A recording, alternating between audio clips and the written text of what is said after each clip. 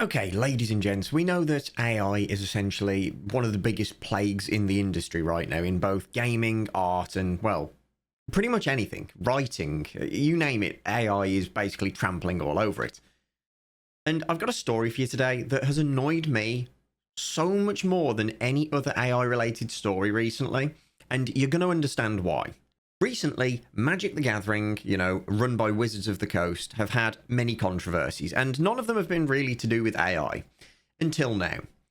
2 weeks before Christmas, Wizards of the Coast fired a lot of their marketing department for Dungeons and Dragons and Magic the Gathering. Now, Magic the Gathering is the one we're touching on today, because on Christmas Eve, they decided to put out a statement saying, our stance on AI imagery, AI generated stuff, basically saying we're not going to do it. We don't want to do it because, it's the passion of people that make the game. And I agree. I agree 100%. It's literally what makes the game what it is. The people's hard work, the artists. But as you can imagine, today we're not here because they stuck to that.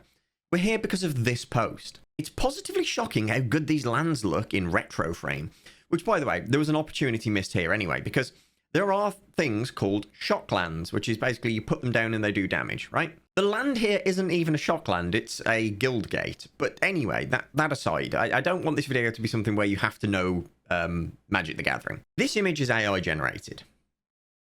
And I'll get into why in a second. I mean, anyone who has done anything with AI generation, just even messing around with it, you know that the AI derps out all the time and does really random things that just don't make sense at all.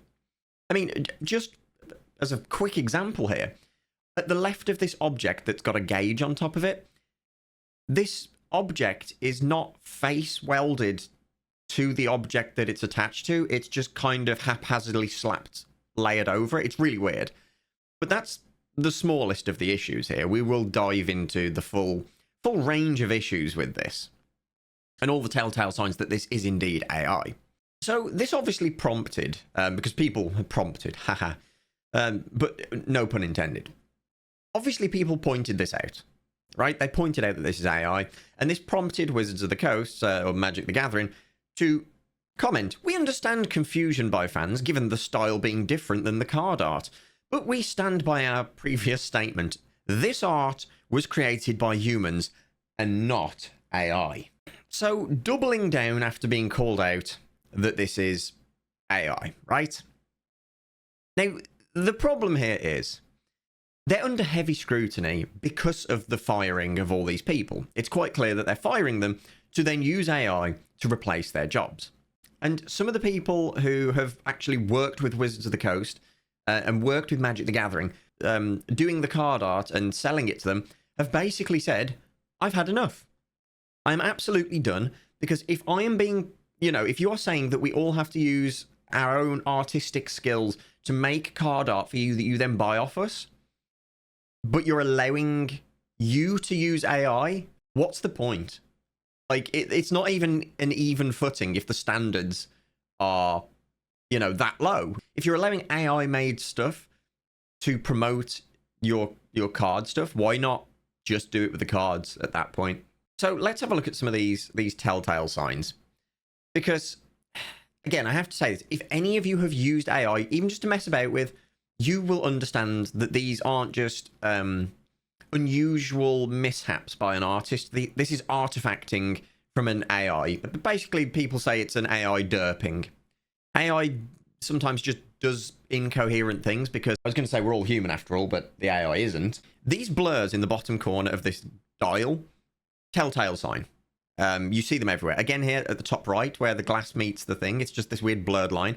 Not to mention that the gauge markings that randomly start to multiply up here, there's a second row of gauges now that then goes round, and then just the AI gives up on it.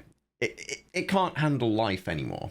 And you see it just start to basically zipper effect. Again, this is what a lot of people call zippering, which is where a repeating pattern becomes too hard for the AI and it starts just dreaming up some random crap like this. You've got the artifacting over here on the pipe that leads to a 90-degree valve, or the lighting would have you believe it's at a 90-degree angle, but it's not because the geometry doesn't match it. Again, the AI just derping. Now, I'll be honest, on this photo, I don't know what's actually being highlighted and pointed out. It might be something so blatantly obvious that I don't get it, I guess. But these are the ones that are the most telling. Here we have an object, and it's basically non-Euclidean geometry. It doesn't make sense. The lines that it's drawn don't connect these two objects in the way that you would expect them to. And that's because it can't. But it still has to try. Again, another telltale sign of AI. It's just like, what is this? What is this thing connected to a thing? It just doesn't make sense. And then, of course, here's another example of that where no matter how much you look at this, it's very much like those AI-generated rooms, if you've ever seen them, where there's a ton of objects that in your head register as this is a thing, but then you ask your brain, what thing is this? And your brain can't tell you because it's just got lots of traits of things, but none of which are actual things. But yeah, essentially, you look at all these things and just nothing makes sense.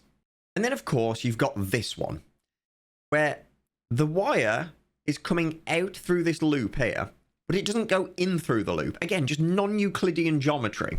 These are the sort of thing that if you knew that this was a mistake by an artist with like layers in the wrong order, cool, that's fair enough. You know, they've done such a good job on the rest of it that doesn't matter. But it's not a human. It's an AI, and it's a telltale sign once again. Now, the reason I'm so angry and passionate about this is I have two really good friends that worked for Wizards of the Coast on the marketing teams of D&D and Magic the Gathering. Now, I met them through my connections with Magic the Gathering and D&D, right? I met them through the marketing team and became very good friends with them. They got laid off the week before Christmas, completely unannounced, which is disgusting, right? That's vile. That is one of the worst things you can do. Like, I know it sounds bad, but at least wait until after Christmas, right?